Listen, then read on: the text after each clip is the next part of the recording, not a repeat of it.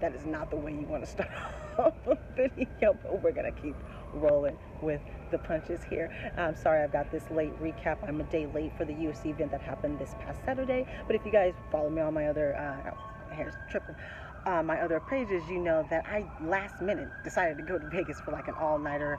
Well, more than that. We left Saturday morning about 6 a.m. and didn't get back until about almost midnight on Sunday night. So I ended up watching the event after that. Everything was late. I had to rewatch it because I was falling asleep. Horrible, but either way, I did eventually get the event done. Again, I'm outside. I apologize for all that background noise. And real quick, just real quick about if you're wondering what's open in Vegas, not really anything. Only thing really there is to do is gamble. The Fremont Street is it's not crowded, but there's enough people there with the artists down there doing their little musical thing. And these, you can tell these aren't like the A-team street performers. I think they're probably still at home. This was like the C-team street performers, but you know what, they was out there doing their things, people making music, people enjoying themselves, and social distancing outside. Now, inside of the casinos, of course, they have the tables blocked off to where you can only have 3 seats to a table and all of that. And we have to wear masks the entire time, and that did get annoying because we were gambling for like, hours, so to have to wear the mask for that long. And for me, again, most of the restaurants are closed. The ones that are open, it's like an hour wait because it's only 50% capacity. The pools, it's like a 2-hour wait because it's only 50% capacity. Most of the pools are closed, so we didn't get a chance to do that. So really the only thing there is to do is gamble. So we found ourselves gambling more than usual. Me, the most I've ever gambled, which is $90, 90, I lost it all. Then I spent the entire time making that back, and I did get it back, plus $70, which I would use to pay a parking ticket. So if you're thinking about going to Vegas, that is what's going on right now. Not much. The only thing really to do is kind of gamble, and it's like 110 degrees right now. It was like 90 degrees at 2 o'clock in the morning, so that's it's that traditional Vegas heat. So anyway, but we're here to talk about fighting, but we talk about life too, everything. We talk. So I ended up making 5 picks for the main card, and as you know, the first fight was canceled right then and there. I had chose Kevin Holland to beat Trevin Giles, but that didn't happen because Trevin actually passed out right before his walkout to the fight. So literally right as this thing was going down, he passed out. And let me know what you guys think. His corner did try to get the fight to keep going, and the medical staff said no, and I actually do agree. You can't lose consciousness before a fight. Just something might be there. You're about to go get hit in the face. You need to be completely alert. You can't lose conscious. If you lose consciousness in a fight, the fight is stopped.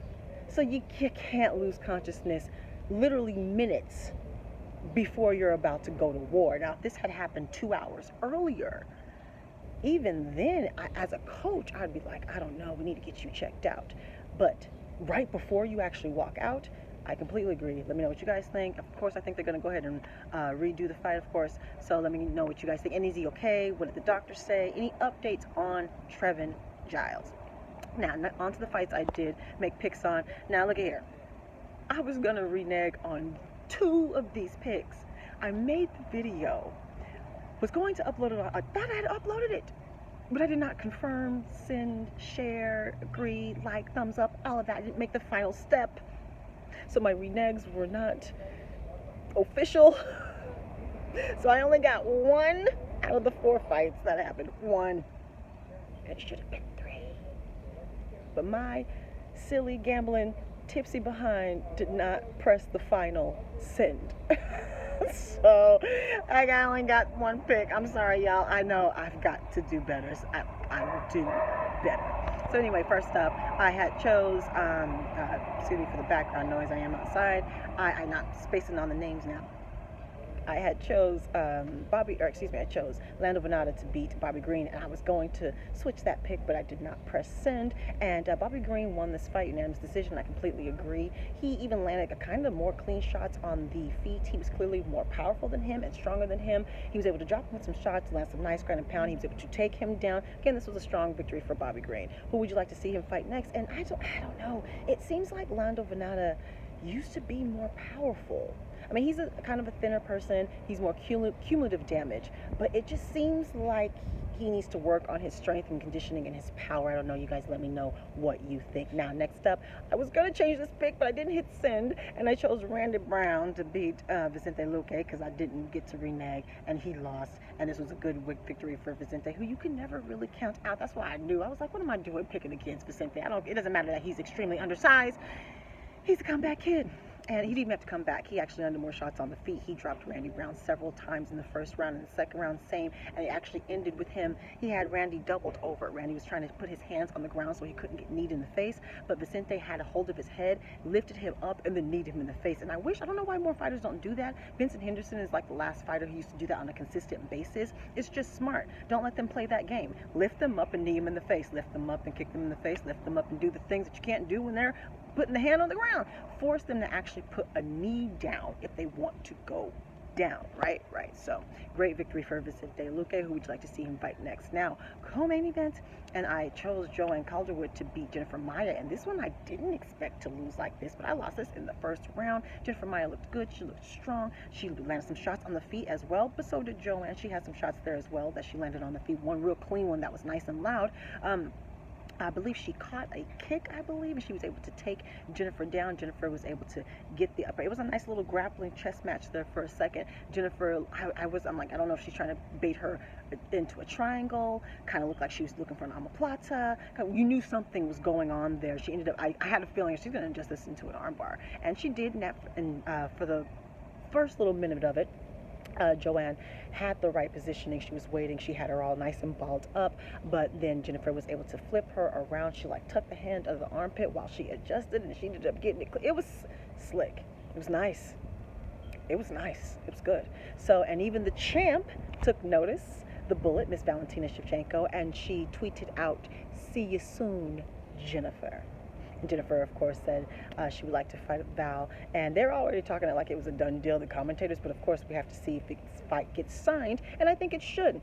The flyweight division is finally starting to take form. We're seeing some nice fights, some high-profile fights where we know if these girls can put together 2-3 wins, they're going to get a title shot. You have a good dominant champ that you can build around, who's a good ambassador for the sport, who likes to promote, who's fantastic inside of the octagon, who's dynamic. If there's an upset victory, she's the type of champion who's going to get an automatic rematch. It's good to see her in the octagon. She has been hurt, so hopefully she's healed well from that. Someone let me know how far Valentina is from coming back, if she's ready to go now, because she is coming off of an injury there. So I'm all for it.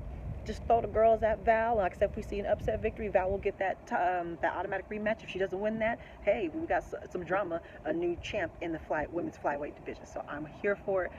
Great win for Jennifer Maia. If you don't agree that she should get Val next, who do you think she should fight next? Now, on to the main event, and this was the 3-round fight because it wasn't the original main event, and someone let me know what the original main event was. But this was the only pick that I got right, if you haven't guessed it by now. And I chose Derek Brunson to beat Edmen Shahbazyan, and he did. This ended in the 3rd round, actually. But man, I was nervous when this first started off. Let me tell you, Edmen is more powerful than I thought. He's got some quicker hands. He needs to work on a jab. He's one of those fighters who kind of trains in everything. He's very young, 22, 23 years old, but he needs to get some traditional boxing. If you're going to like to stand, you need to develop a jab to fight behind. Even if you're a Muay Thai fighter or a kickboxer, you still need to have that jab, especially if you got nice power. Work on those angles, and I think he can really go a little bit further if he can get some real good striking, just elevate his striking. He's nice and strong.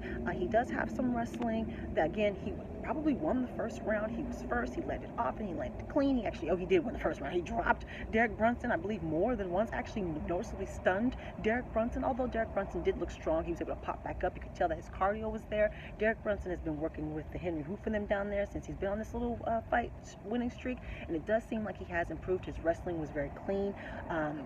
He was able to take him down. I believe he hit him with a shot, then he was able to get down and then ground and pound him in that second round where he almost finished him. Actually, he managed to cut him open, and he kind of beat the spirit out of him by the end of that second round, to the point where Herb actually had to bring in the doctor to check on him in between rounds, and it seemed like he had his hands up on it. The spirit, his body language, you could tell something was different with Edmen in between those rounds. So they go to the 3rd round. Bronson's able to get the takedown with this slick little move where he pushed out his other leg with his leg and he kind of twisted and got him down to the ground. You got to see it. I didn't describe it that well. I'm sorry, but it was a slick takedown. Very easily that he got it. Started to ground and pound, and Edmen immediately just balled up. You could tell he was done. He was done. Herb stopped the fight. Great stoppage. Great win for Derek Brunson, who I believe is now on a 4-fight winning streak. And ever since he's been down there with Henry, like he said, Henry's been telling me, man, you're not a gatekeeper. You're not a gatekeeper. And I like that, to see if you can achieve more than people thought you could. People who've written you off. So clean up that defense. Tighten it up. You're way open for shots. You still absorb too much punishment. Your division is full of hard hitters.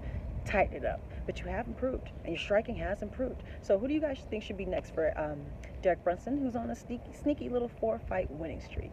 And I will tighten it up. I will tighten it up. When I renege, I will make sure I hit all the sins. So give me injury updates. Let me know what you guys think about all the controversy and who should fight who next and what should happen with the women's flyweight division and all of that. Follow me on Facebook, Twitter, and Instagram, Snapchat, and all that, where I normally do get the reneges out, but I was caught slipping. I will do better. So subscribe, like, talk to me. Take care, and goodbye.